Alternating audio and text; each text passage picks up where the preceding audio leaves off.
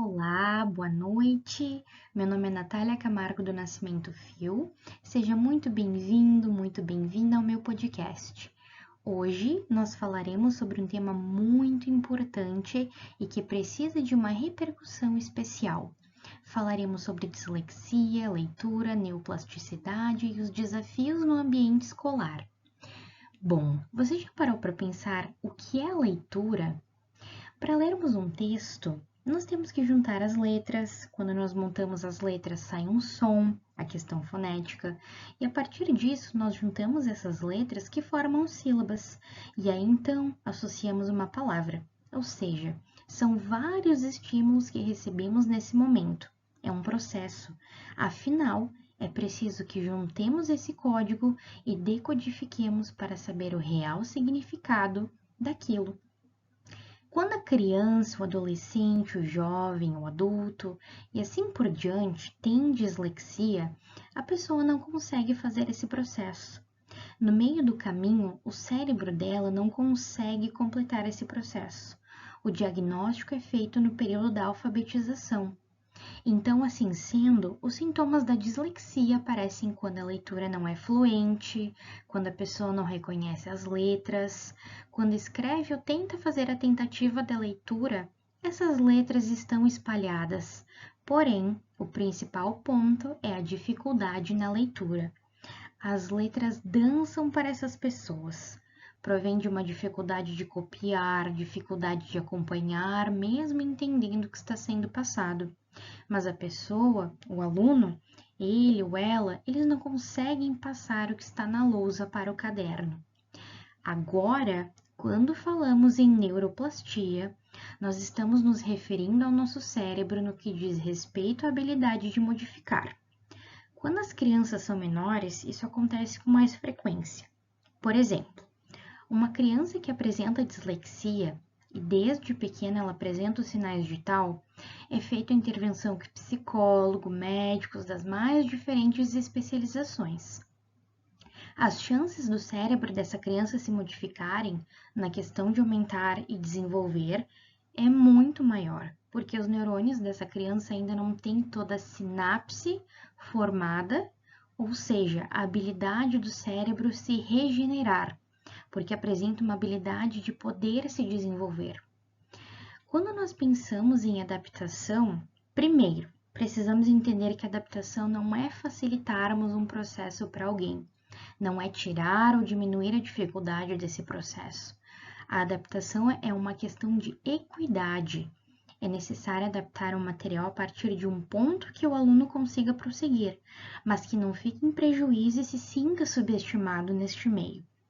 Para este aluno que apresenta dislexia em uma avaliação, por exemplo, a aplicação de uma prova poderia dar-se-á com menos textos. Não precisamos cobrar a prova escrita como é feito em várias modalidades, além de ser uma modalidade muito utilizada atualmente. Quanto mais materiais que são explícitos, com imagens e que tenha formas mais didáticas, isso pode contribuir ainda mais com a aprendizagem. É evitar textos que o aluno precise ler muito, afinal, este aluno precisa de alguém para ajudá-lo a fazer a leitura ou mesmo ouvir. Inclusive, há livros com áudio também, o que é uma ótima opção. Afinal, isso ajudará a fazer retomadas constantes a respeito das dificuldades que o aluno tem.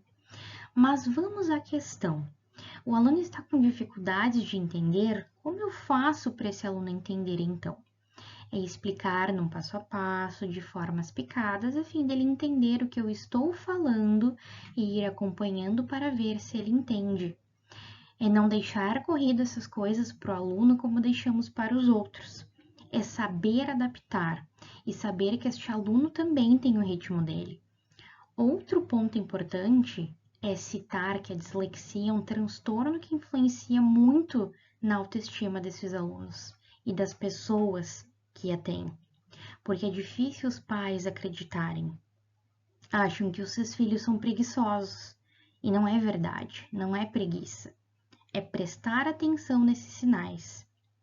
Uma atividade muito bacana para trabalhar com crianças, adolescentes e jovens é assistir o filme Como Estrelas na Terra, Toda Criança é Especial, pois é um filme didático para trabalhar sobre a dislexia, a fim de que todos entendam como é o processo da dislexia, como acontece, como a criança se sente e para trabalhar também a questão do respeito. Falando mais um pouquinho sobre essa atividade, o filme se encaixa na plasticidade cerebral, porque o menino ele segue uma rotina um pouco pesada na escola e ele não consegue aprender. Aí entra um professor que tem uma dinâmica diferente de adaptação com ele e acaba estimulando ele na área das artes, porque é um potencial que ele tem.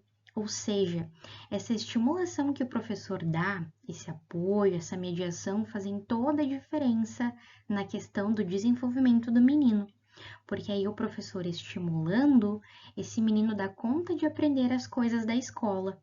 Então entra como uma questão de neuroplasticidade, porque a professora soube usar recursos dessa criança, que ele tinha uma facilidade muito grande com artes, para poder fazer com que ele se desenvolvesse tanto na parte cerebral, quanto na parte emocional, cognitiva, autoestima, porque o menino começa a se sentir melhor em fazer e dar conta das coisas da escola.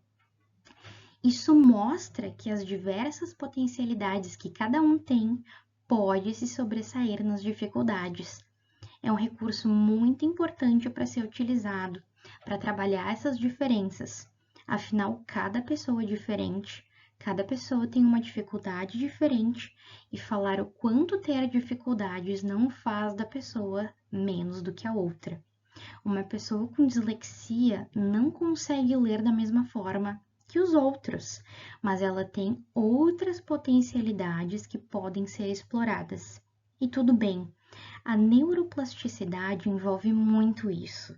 Sabermos que recursos que esse aluno traz consigo para estimularmos cada vez mais para que eles consigam dar conta e a se sobressair em outras.